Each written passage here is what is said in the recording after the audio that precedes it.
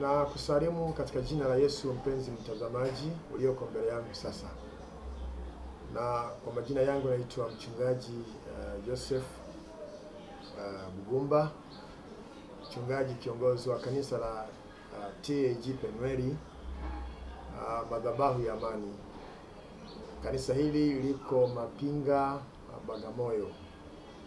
Kwa wale wanaotoka Dar es Salaam, baada ya kutoka Bundubi ama daraja la Mpiji, basi eneo naloanza ukanyaga baada hilo daraja, basi hiyo ndio Mapinga. Na sisi tuko hapa Mapinga, panaitwa Mapinga kwa Kibosha. Tunamtumikia Mungu hapa.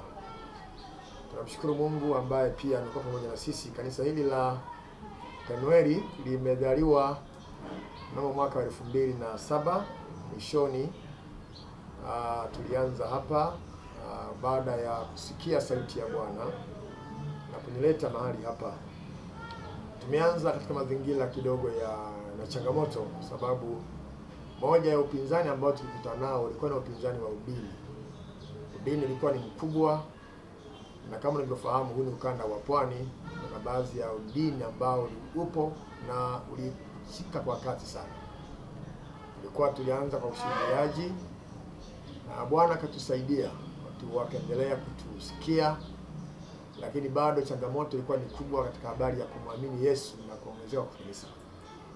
Mungu ametutetea toka mwaka huo, na upinzani huo uliendelea kushuka hatua kwa hatua, kama ambavyo mnafahamu kwamba kila mahali Yesu alipoingia aliweza kutenda mema na anatenda mema. Bado pia upinzani mwingine uliongezeka, upinzani wa uchawi na ushirikina. Huo nao ulitesa sana, ulisumbua, kuzofisha kazi, lakini Kristo Yesu alijitukuza, kwa sababu ilifika mahala wakawa naweka uchawi ndani ya kanisa. Ndani zinatupwa hirizi na makafara ya kila aina yakawa natupa kanisani. Lengo yake tu tupate madhara. Lakini tunamshukuru Mungu, hakuna aliyepata madhara hata mmoja. Kila mmoja alibaki salama. Na mkono wa Bwana uliendelea kudhihirika kwa kila mmoja.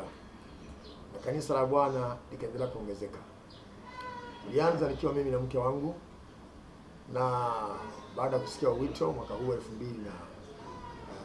2007, na sasa tunaendelea kama wachungaji na viongozi wa kanisa hili. Tunaendelea kumwona Mungu atuzidisha na kutupanua hatua kwa hatua, na madhihirisho yake yamekuwa ni dhahiri sana, na watu wengi kwa sasa wanaendelea kumwona Bwana, wanaendelea kukutana na Bwana. Napenda tu niwatie moyo wachungaji, na hasa wale ambao mnaanza kazi ama huduma, na Mungu ameweka mzigo mkubwa ndani yenu kwa utumishi. Siri ya mafanikio katika utumishi ipo katika mazingira makadhaa. Moja ya jambo la msingi linaloweza kusaidia mchungaji unaanza huduma sasa, jambo la kwanza, uaminifu kwa Mungu unayemtumikia. Nikisema kwa uaminifu kwa Mungu, maana yake ni kwamba ni umfahamu Mungu wako unayemtumikia. Umfahamu Mungu wako aliyekuita. Na ukishamfahamu Mungu aliyekuita, anao kanuni ya kwanza, uaminifu. Uaminifu katika maeneo yote. Tumika kwa uaminifu kwa Mungu. Timiza huduma aliyekuwekea ndani yako kwa uaminifu. Hilo ni jambo la muhimu sana. Kifungwa mwaminifu kwa Mungu, atakutokea tu. Lakini jambo la pili ambalo la msingi sana ni maombi. Maombi ndiyo silaha yetu. Maombi ndiyo mafanikio yetu. Ni kweli unaweza kuwa umesoma na una elimu nzuri tu kabisa, lakini elimu yako haiwezi kuwa majibu kwa mapepo, haiwezi kuwa majibu kwa wagonjwa. Maombi yanaleta majibu kwa watu. Hasa nikutie moyo uzingatie jambo la kwanza, uaminifu. Jambo la pili, maombi. Lakini jambo la tatu, elewa Mungu ni wa nyakati na majira.